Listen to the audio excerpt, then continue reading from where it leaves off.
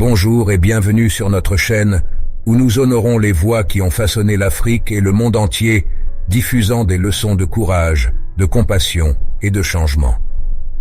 Aujourd'hui, nous explorons les paroles d'un leader dont la sagesse et les actions ont incarné l'esprit de réconciliation et d'humanité.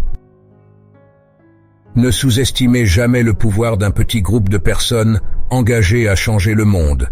Si vous êtes neutre en situation d'injustice, vous avez choisi le côté de l'oppresseur. La vérité est puissante et elle prévaut. Un personnage est formé dans le tourbillon d'une vraie vie.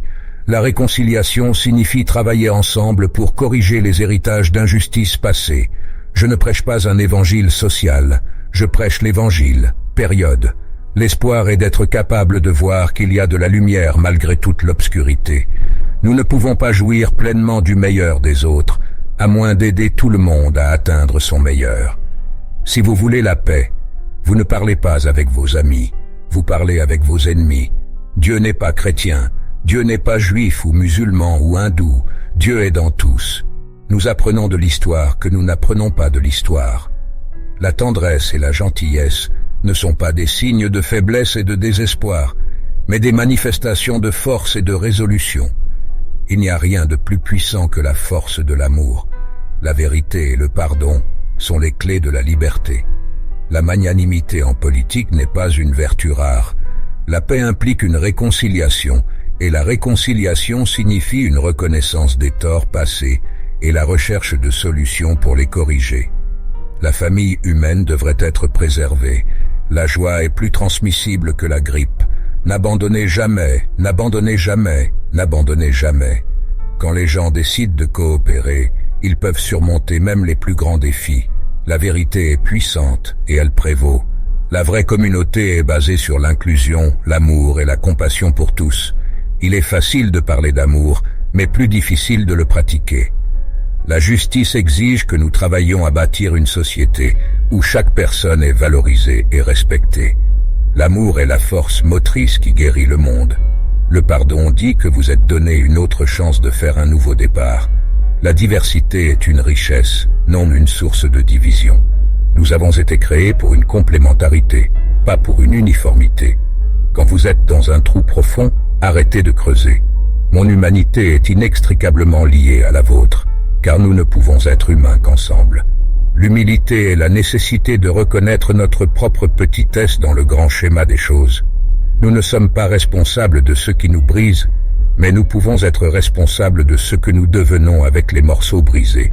Le silence devant l'injustice est une complicité avec l'oppresseur. La bonté est une langue que les sourds peuvent entendre et les aveugles peuvent voir. La réconciliation est un processus dynamique impliquant le pardon, la guérison et l'espoir. Chaque acte de gentillesse est une démonstration de pouvoir. Il n'est pas de futur sans pardon.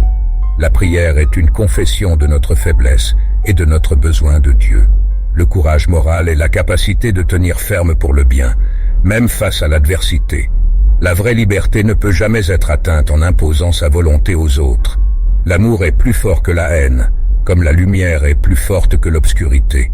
Nous devons lutter contre l'apathie comme si c'était une maladie mortelle. La paix nécessite la création de systèmes qui prennent soin de tous, pas seulement d'une élite. La vie est plus précieuse que la simple accumulation de biens matériels.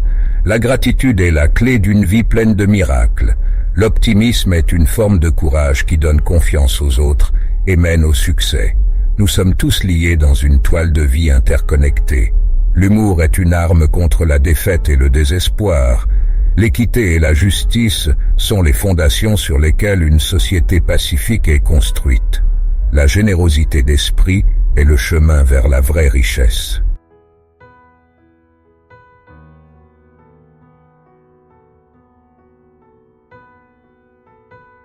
Alors que nous concluons notre exploration aujourd'hui, nous emportons avec nous la sagesse intemporelle de cet incroyable leader.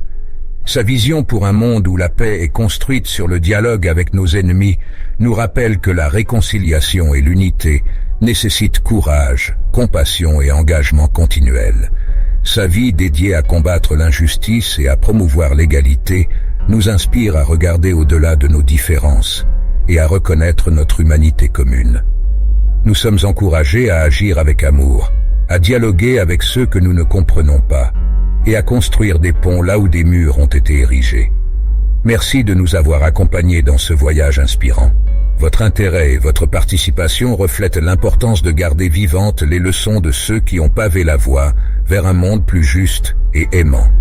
Ensemble, inspirés par les mots et les actions de ces leaders remarquables, continuons à œuvrer pour la paix et la réconciliation dans nos communautés et au-delà.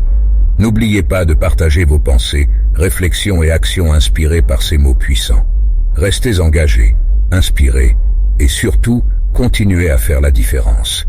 À la prochaine fois, où nous plongerons dans une autre histoire inspirante, rappelant la puissance de l'esprit humain et la capacité de chacun à apporter un changement positif dans le monde.